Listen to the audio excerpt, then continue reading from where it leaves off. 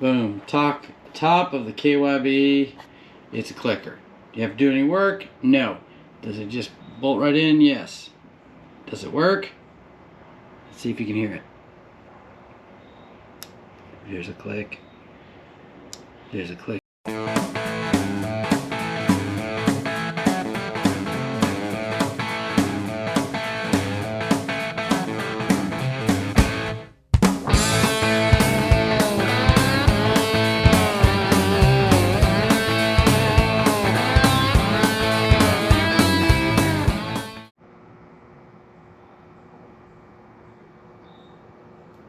All right, welcome everybody. It's the day before it's the day before I'm leaving to go to the National Enduro in Sumter, South Carolina. I got something in the mail. I want to put it on. Tomorrow I'm headed to a dealership to get the mapping work done on the exhaust, and then from there I'm just going to head right to the National Enduro. It's about an hour away. So let's look at the new parts I bought. So from Costa Special Parts. I don't know if you guys can see this. There we go. Now you can. Costa Special Parts. There's the part number. Well, I don't know if you can read that, but here, let me show you. I put one on already. Boom. Top of the KYB. It's a clicker. Do you have to do any work? No. Does it just bolt right in? Yes. Does it work? Let's see if you can hear it. Here's a click. There's a click back. Cool. So that's it. I did take the handlebars off this side. Let me see if I can get this thing straightened around. I'm just holding it with my hand. So this side right here was the bolt to tighten it down was under the handlebars. So I decided to take the handlebars off. Plus it'll help you guys see what's going on. So let's see if we can do this one-handed because I am without. So you got there, you want to clean that up. This little guy, you know, here's the bottom, right? It's got a little notch cut in it, so it'll ride in the clicker. And then it's got a little notch here cut in it for the bleed valve. But it's the way it's designed, it's got that shape, it just drops in. Let's see if I can make sure I got it lined up, make sure I'm talking to you guys. And then you just want to push it in. Maybe not. May take a little bit of finagling. There are these little metal things right here that you screw outward, and they are a tight fit. So we may have to tap this guy in a little bit. I may have some dirt in there, but I doubt it. I tried cleaning it out best I could with some brake parts cleaner. So I'm going to do some slight tapping just to see if I can get that to go down a little bit more. Nothing crazy. It's a tight fit, which is good. And I do want to make sure my clicker falls in line if I can. I don't want to be banging on the top of the clicker. Let me see if I got something that'll... I don't want to do it that way either. Ugh. Let's see if I can grab these guys. I'm just going to use one of the legs.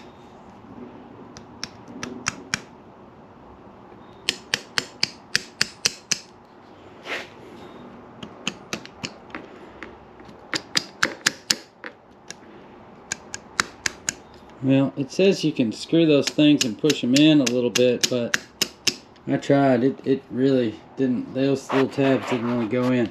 That side went in. It was a little tricky. I did have to put a little bit of force on it. Give me a second. Let me see if I can do this gently. I don't have anything to hold on to, so I'm gonna tap it in slightly with something soft and see if I can get it to seat, and then I'll tighten the screws down.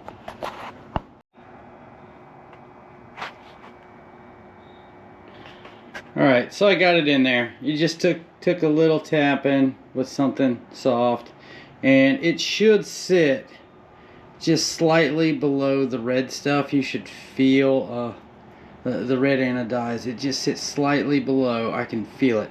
Now the cool thing is this clicker, because y'all were like, oh, you're beating it down, you're gonna mess it up. This guy pulls up.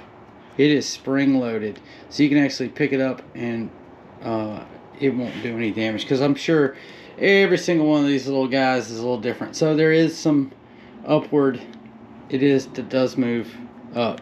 All right, still makes contact, good contact. There's a slight little bit amount of play before it turns, but I mean, it looks pretty cool. Adjustment on the fly.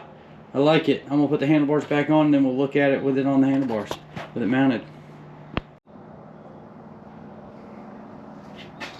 Come to think of it, I should show you guys how to tighten it down. So it comes with an Allen wrench. Thank you, Costa, whatever. You want to find that little set screw. It's right in there. And then I'm going to take this, drop it in, get a good bite, and you're just going to turn it just enough. You don't want to over tighten it, just enough. And then I'm going to go back to the other side. And find that one. And I'm going to give it a turn to push out those pins. Just enough. It's a small wrench. Don't, you know, I grab from the center. Alright, I'm going to check this other side. Make sure it's tight. Then I'll check this one. Might as well go back and check the other one. Make sure it didn't loosen up. Alright, that's it. Those things are tight. They're on. Let's put the handlebar on. Alright.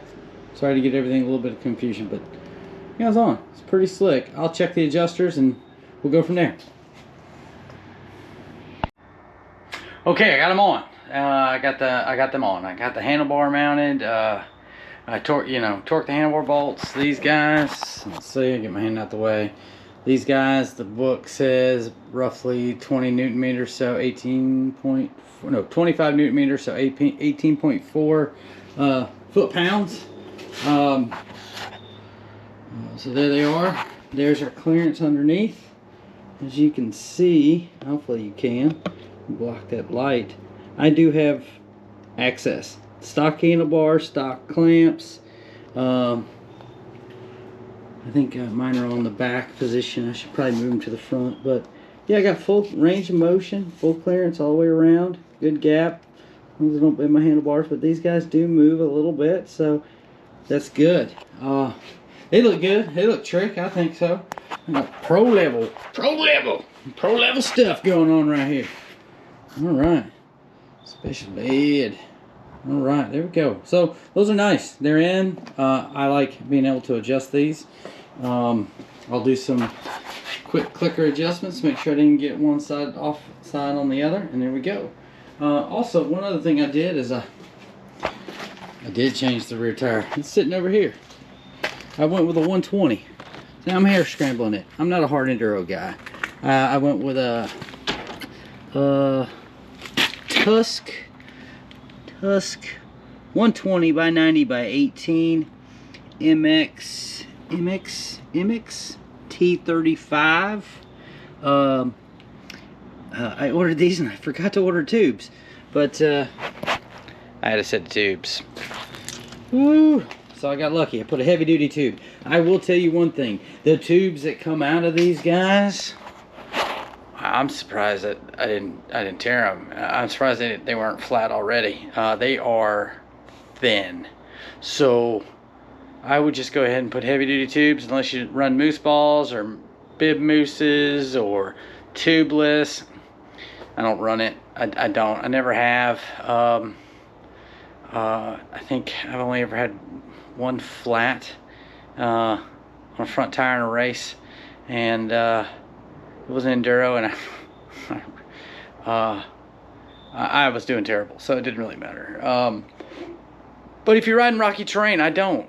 Most of the stuff I have, it's minimal rocks, right? It's been ridden over many times. It's not very sharp.